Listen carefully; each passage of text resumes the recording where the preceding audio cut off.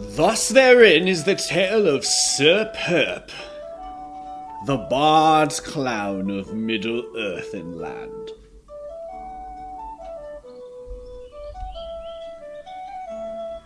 Therein lies the tale of Sir Purp, the bard clown of Middle-earth and land. One day Sir Purp awoke and grabbed his lute. 'Twas the renowned traveller's lute. 'Twas sought land and sea to be the twin lute to an enchanted Citoli. This Citoli was kept in an evil dragon's lair, where the dragon guarded its majesticness.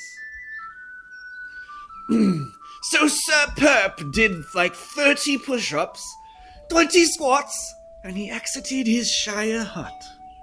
He was a hobbit bard clown, and he was different than all the other hobs. He was kind of crazy, but always joyful in singing odes. Anyway, so Sir Purp went to the town market and sang his majestic ghastly odes. All of a sudden, fireballs came hurling from the sky, and the market square was being decimated. So Sir Purp just screamed like an idiot and ran around in circles. Then this dragon landed and started calling Sir Purp names. You're the worst musician ever. Your music was so both majestic and ghastly that I heard it from my cave lair hundreds of miles away. And I had to come and breathe fire in this horrid market. Sir Purp was then at this time a coward, and bowed to the bitter, uncool dragon and said, "Would you like perhaps more of a C-sharp melody, or more syncopation?" "No, because you suck," said the dragon, named Zeitgarven.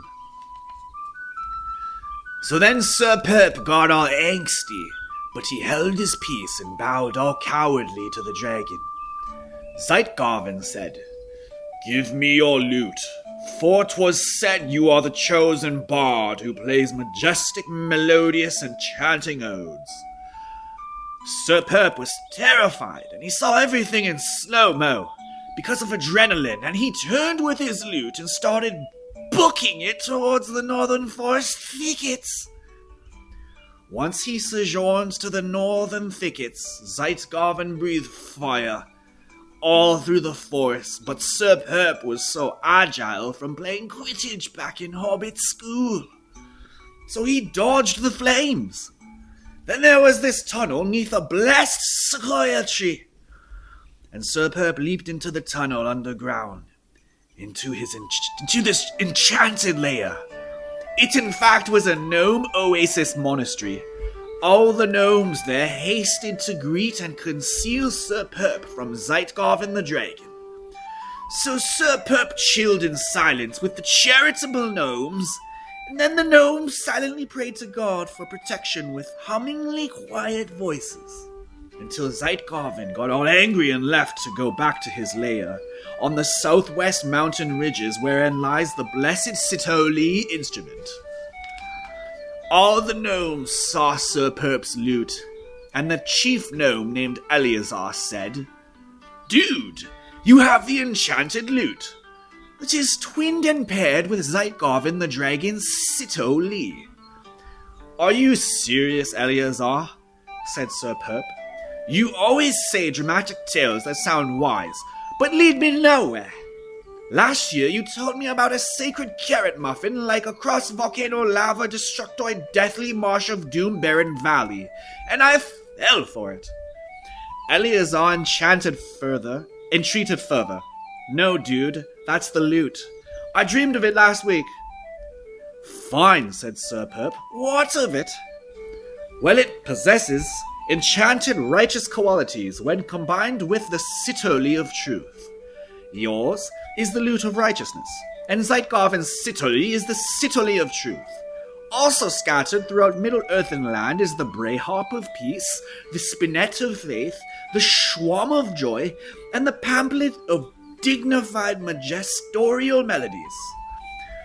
One who plays all these instruments and the pamphlet will come to know the truth of the universe beyond our Middle-earth and fantasy land. So then Sir Purp said, "Let's go get the citadel of truth from Zeitgarven. Let's go on a new quest." All the gnomes felt right cool, and 7 gnomes went with Sir Purp. Their names were, of course, Eleazar, Lofar, Trogdar, Logdar, Svendar, Lendar, and Thurman. Thurman was real cool. All the 7 gnomes chanted a praise of thanks to God, when all of a sudden they wept with delight, for they knew the God they seeked would guide them. All the gnomes stank real bad with bad BO, and so did Sir Purp.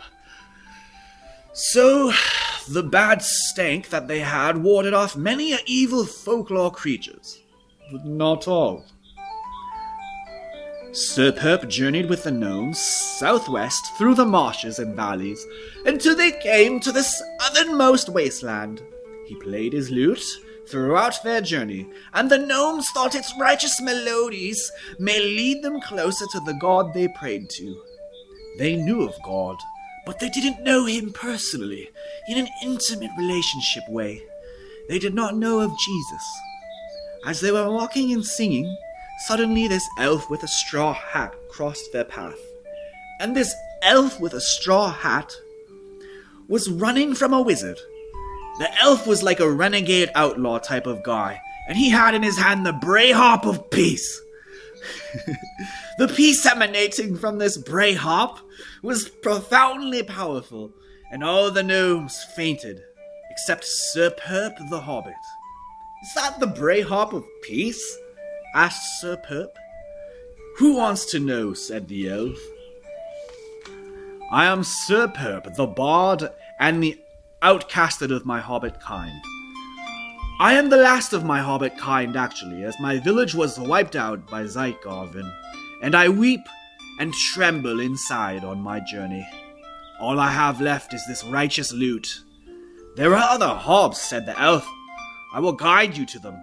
This spinet is the spinet of peace you inquired about, and I know you have the lute of righteousness there in your hand. Let us quest together 'neath horizons and stars and head southwest to Zeitgarven's dragon lair. For all of Middle-earth depends on you and us acquiring the remaining medieval instruments to lead us to find God. Who will slay the dragon or show us how to slay Zeitgarven?" I heard a heavenly verse long ago that read, "Submit yourself, therefore, to God. Resist the devil and he will flee from you." Perhaps this verse will be a clue to the truth we are all inclined to seek. "By the way, my name is Zondor," said the Straw Hat Elf. Sir Purp thought his straw hat was right cool and complimented him, and Zondor smiled. They woke up the gnomes, and the 9 of them all kept adventuring. They then approached this gothic cemetery forest, and it was the only way through this low mountain pass. All of a sudden, that evil wizard was there that was chasing Zondor. "You shall not pass!" screamed the wizard.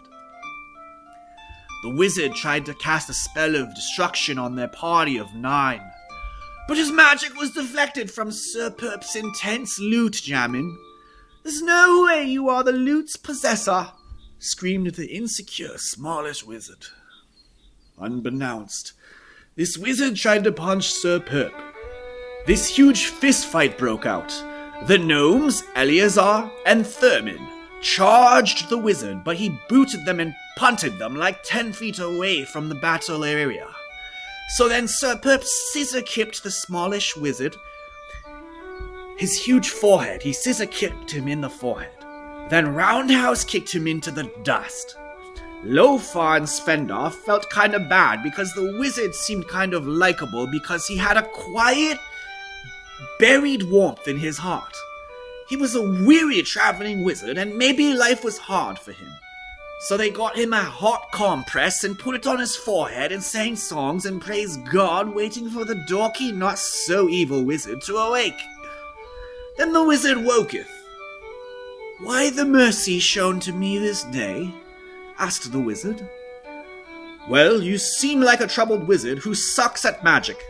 Perhaps we can befriend you." The wizard's countenance changed, and his skin was glowing, and he looked radiant and joyful. "No one has ever shown me forgiving kindness for hundreds of years. Surely you must be truth-bearers or truth-seekers at the least."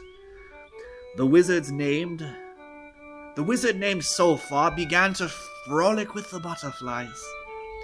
'Twas so peaceful. And all the butterflies flew carrying this small swarm. 'Twas the swarm of joy. The butterflies gave the swarm of joy to the wizard, and he was so happy. He played the most joyful melodies and frolicked till noon's second breakfast. The wizard asked to join Sir Purp, the elf Zondor, and Elazar, the leader of the 6 remaining gnomes of their legendary party of 10. The 10 of them tarried and booked it through the cemetery right fast, because they were scared of the evil witch who dwelleth therein amongst the tombstones. Little did they know that this witch of the south was watching them the whole time through her crystal ball. She was crouched down behind this tall, accursed tombstone, and her heart melted at what she had just seen when Sir Purp forgave and befriended the wizard. Turns out the witch wanted to choose a more righteous path too, and so she followed close behind the party of 10 and resolved to guard them. Her name was Zandia, and lo and behold, she actually possessed the spirit of faith in her trinket inventory pouch. 'Twas one of her many secrets. Once the party of 10 got past the graveyard, they stumbled upon this giant bowl of lobster soup that smelled so dainty. 'Twas like 15 feet tall. Little did they know that there were trolls nearby. Thus ends Chapter 1.